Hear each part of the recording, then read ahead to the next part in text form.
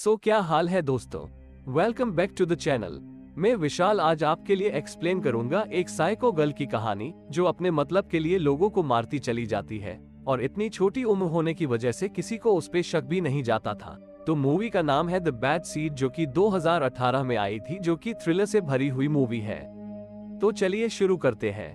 Movie की शुरुआत में हमें दिखाया जाता है एमा नाम की एक छोटी बच्ची को जो अपनी विंडो से एक कैट को पानी में डूबते हुए देखती है। वो चाहती तो अपने फादर को उस कैट के बारे में बता के उस कैट को बचा सकती थी, लेकिन वो उसे इग्नोर करके वहां से चली जाती है। एमा अपनी उम्र के हिसाब से काफी इंटेलिजेंट और मैच्योर लड़की थी। वो पढ़ाई में भी काफी तेज थी और हमेशा हर चीज में फर्स्ट रहना उसे काफी पसंद था। और उसकी मॉम की डेथ के बाद घर में बस वो और उसके पापा रहते थे। सीन दिखाया जाता है जहाँ डेविड, जो कि एमा के फादर है, एमा से कहते हैं कि वो उसके लिए एक नैनी ढूंढ रहे हैं, लेकिन एमा डेविड से मना कर देती है कि उसे नैनी की कोई जरूरत नहीं। हालांकि पहले एक नैनी थी भी, लेकिन उसी घर में स्टेयर्स पर से गिरकर उसकी मौत हो चुकी थी। डेविड की बहन एंजेला भी कभी कभी उनके घर आ जाया करती थी एमा का ध्यान रखने के लिए, लेकिन अपने काम की वजह से वो दोनों ही हर वक्त एमा के साथ नहीं रह सकते थे। सीन शिफ्ट होता है नेक्स्ट डे, जहाँ एक यंग लड़की एमा की नैनी के इंटरव्यू के लिए आई हुई होती है, जिसका नाम क्लोई था। डेविड उससे उसके एक्सपीरियंस के बारे में पूछता है और उसके डॉक्यूमेंट्स देख के उसे जॉब पे रख लेता है। वही एमा मेरिट डे का बेसब्री से इंतजार कर रही थी, जो कि उसके स्कूल में होने वाला था। उस दिन किसी एक स्टूडेंट को सिटीजनशिप अवार्ड मिलने वाला है और एमा को पूरा यकीन था कि ये अवार्ड उसी को मिलेगा, क्योंकि ये अवार्ड उसी को दिया जाता है जिसमें कि पढ़ाई के अलावा बाकी सभी क्वालिटीज हो, जैसे कि फेथ, ग्रेस, ऑनेस्टी, ये सभी। और इस अवार्ड के लिए एमा स्कूल में अपना 100% देती है, जिससे कि सबको लगे कि वही इस अवार्ड की असली हकदार है। तो फाइनली मेरिट डे आता है।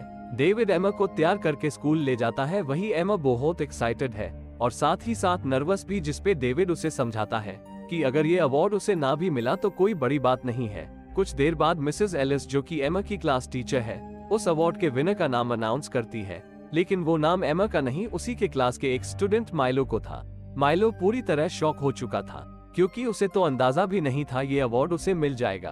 और साथ ही साथ एमा भी काफी शॉक थी और काफी गुस्से में भी। इन सब के बाद सब फंक्शन एंजॉय करने लगते हैं और दिखाया जाता है एमा और माइलो को, जो उस क्लिफ के ऊपर जा रहे होते हैं।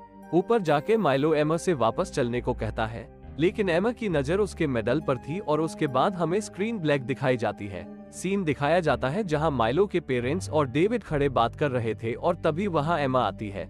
एमा से माइलो के बारे में पूछा जाता है, लेकिन वो मना कर देती है कि उसने उसे काफी देर से नहीं देखा।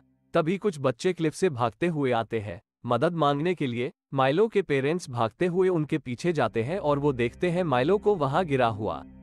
माइलो पानी में डूबने की वजह से मर चुका था। सब काफी कोशिश करते हैं उसे बचाने की, लेकिन अब काफी देर हो चुकी थी। नेक्स्ट डे डेविड एमा के पास आकर उससे पूछते हैं कि वो कैसा फील कर रही है उसके दोस्त की डेथ के बाद, लेकिन एमा यहाँ ऐसा रिएक्ट करती है जैसा मानो कुछ हुआ ही ना हो। उसी दिन एमा की नैनी भी उनके घर आ जाती है और एमा नोटिस करती है कि क्लोई उससे ज्यादा उसके फादर में इंटरेस्ट दिखा रही थी।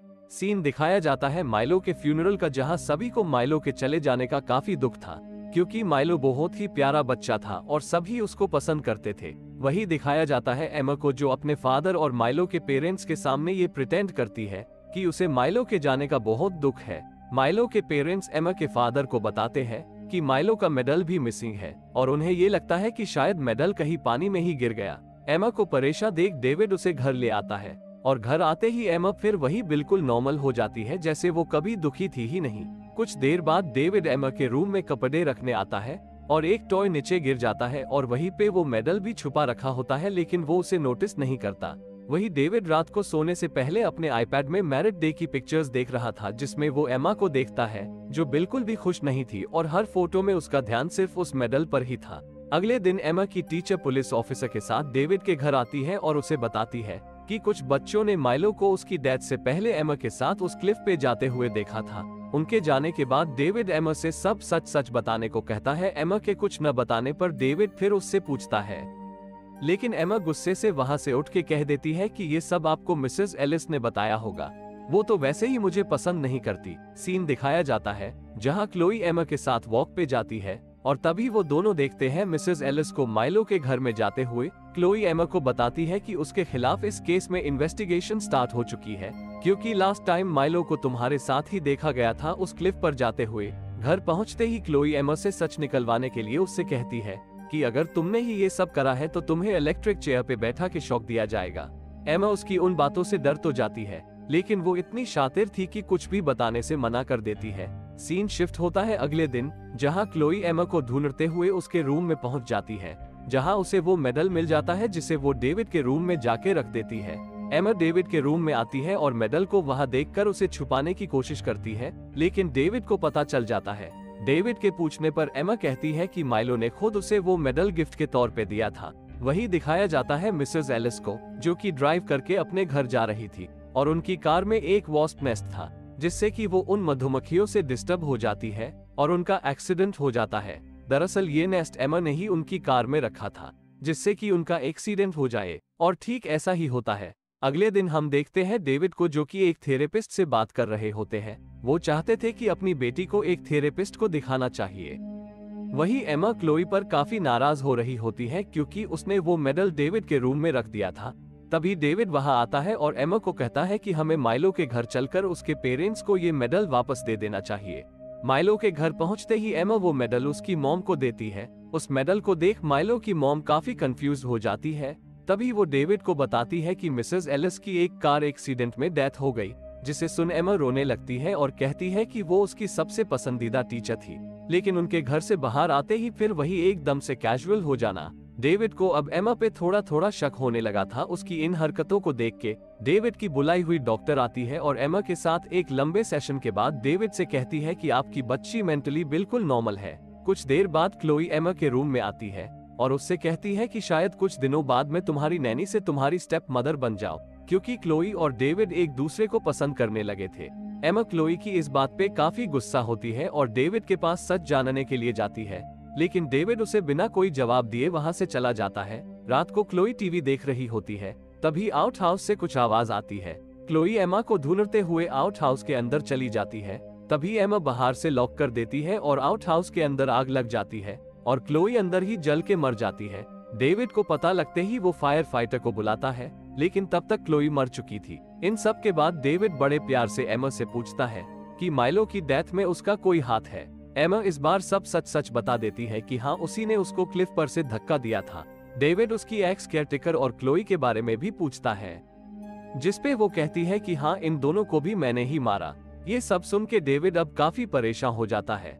अगले दिन पुलिस ऑफिसर का कॉल डेविड के पास आता है और वो उनसे एमा से मिलने के लिए कहता है, लेकिन डेविड कुछ बहाना बना के उन्हें मना कर देता है। एमा के फादर अब काफी डर चुके थे कि कहीं उनकी बेटी को पकड़ ना ले, इसलिए वो एमा को लेक हाउस में ले आते हैं, जहां उनका वेलकम वहां का गार्ड करता है। उसी शाम ऑफिसर का कॉल फिर आता है और वो उसे बताता है कि वहां आग खुद नहीं लगी थी बल्कि लगाई गई थी। डेविड ने अपनी प्रोटेक्शन के लिए अपने पास एक गन भी रखी हुई थी, क्योंकि इस गन का यूज कभी भी हो सकता है। उसी रात एमा डेविड को मारने के लिए घर के सभी गैस स्टोव्स को ऑन कर देती है और सभी विंडो और दूर को बंद करके घर से बाहर चली जाती है। लेकिन कुछ देर बाद डेविड की आंख खुल जाती है और वो वक्त रहते उन सबको बंद कर देता है और विंडोज और दरवाजों को भी खोल देता है और बाहर खड़ी एमा को देखता है तो वो समझ जाता है कि उसी ने उसको मारने की कोशिश करी है। डेविड एमा से पूछते हैं कि उसने ऐसा क्यों किया, जिसपे एमा कहती है कि उसे उनके जीने मरने से कोई फर्क नहीं पड़ता, उनकी आंट बहुत अच्छी है, वो उनके साथ रह लेगी। डेविड एमा को घर के अंदर ले आता है और रात को उसके हॉट चॉकलेट में ड्रग्स डाल के देने की कोशिश करता है, लेकिन एमा इतनी शातिर थी कि वो अपने हॉट चॉकलेट को उसके वाले से रिप्लेस कर देती है, जिससे कि अगले सीन में दिखाया जाता है एमा को, जो कि डेविड को गन पॉइंट पर रखे हुए थी और निशाना लगा के शूट कर देती है, लेकिन उसका निशाना चूक जाता है और गोली डेविड के पिलो पे जाके लगती है और उसकी आंख खुल जाती है। एमा डेविड को मारना चाहती है, लेकिन किसी तरह वो उससे गन ले लेता है। एमा 911 पे कॉल कर देती है और बाथरूम में जाके चुप जाती है। इतनी सब आवाज सुन के वो गार्ड भी अब अपनी गन के साथ अंदर आता है और देखता है कि डेविड ने एमा को गन पॉइंट पर रखा हुआ है, जिससे ऐसा लगता है कि एमा डेविड को नहीं बल्कि डेविड एमा को मारना चाहता था। इसलिए वो गार्ड डेविड को शूट कर देता है और डेविड वही मर जाता है। तो वही हम मूवी के एंड में एमा की आंट को देखते हैं, जो कि उसे अपने साथ लेने आई थी और एमा उन्हीं के साथ चली जाती है। तो यही ये मूवी खत्म होती है। तो कैसी लगी आपको ये मूवी, और अगर आप चाहते हैं मूवी के सेकंड पार्ट की एक्सप्लेनेशन तो कमेंट बॉक्स में प्लीज बताएं। So thank you and Tata.